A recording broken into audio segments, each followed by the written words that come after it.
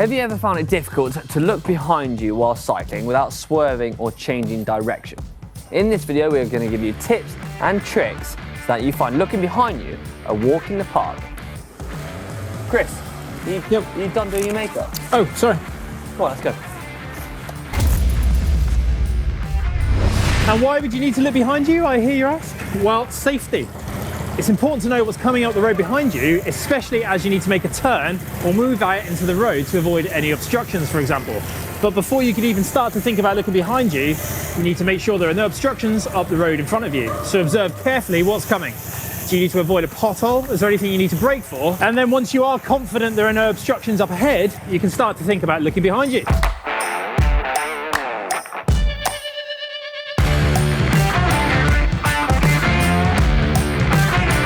If you're trying this for the first time, then we would definitely recommend you try it in an empty road like this, or even an empty car park. That way you can focus on what it is you are trying to achieve, rather than having to worry about any cars approaching from in front or behind you. And once you're happy with the location, then you can practice the action. Try it stationary first. Clip one pedal in and sit on the bike as you would while riding. Place both hands in your riding position. So for me, my hand's going to be on the hoods. Then concentrate on bringing your chin to your shoulder. You don't need to go any further than that. This way you're keeping your shoulders and arms nice and straight. It's really important to keep your shoulders and arms in that strong frame to ensure you keep riding in the straight line. If you try to turn your head too much, you will find your shoulder will start to move and your body and bike will start to follow, sending you off in a direction that you weren't planning on going.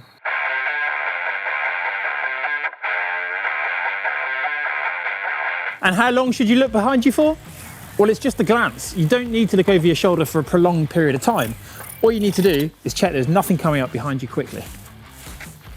So you've practiced the action a couple of times while stationary, and now you want to try it while riding. But do it with speeds you're comfortable with first.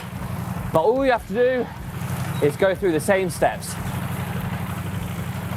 And just like that, it will become nice and easy.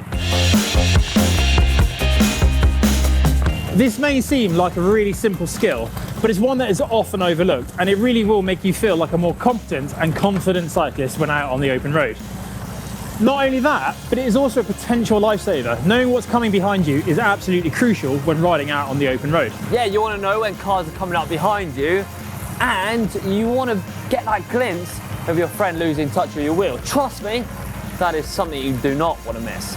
Now, believe it or not, there are more ways to look behind you when on a bike. One of my personal favourites is to use the rider next to you for support. To do this, you simply put your hand on their shoulder, probably best to tell them what you're doing first. You then have a base from which to maintain a good forward trajectory, assuming that they're not going to swerve as well, that is. This is ideal when on group rides for taking a prolonged look behind you to check up where the riders at the back of the group are. Should we show them how it's done? It's pretty simple, isn't it? And because you're holding on to someone, you're very unlikely to swerve. And if you do, you're only going to bump into them. And then for the more frequent racers among you, there's a really easy one where you can look under your elbow. Simply dip your head towards your elbow, lift your elbow, and there you have it. You can see exactly where the rider behind you is. Yeah, this is more useful for those sort of scenarios when you're going through and off perhaps in a group and you just want to check where that wheel behind you is. Or even if you just want to drop your friend. Yeah, that's true. Yeah, you're convinced about dropping. That's what you want to talk about today, dropping people. We've got one more way there, haven't we? We have indeed, yes. Do you want to show them? Yeah, come on, let's pull over.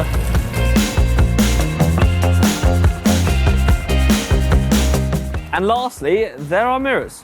Yep, many of us will have seen the commonplace helmet-mounted mirror that many racers can be a little bit snobbish about, but there are legitimate reasons for people having to use a helmet-mounted mirror.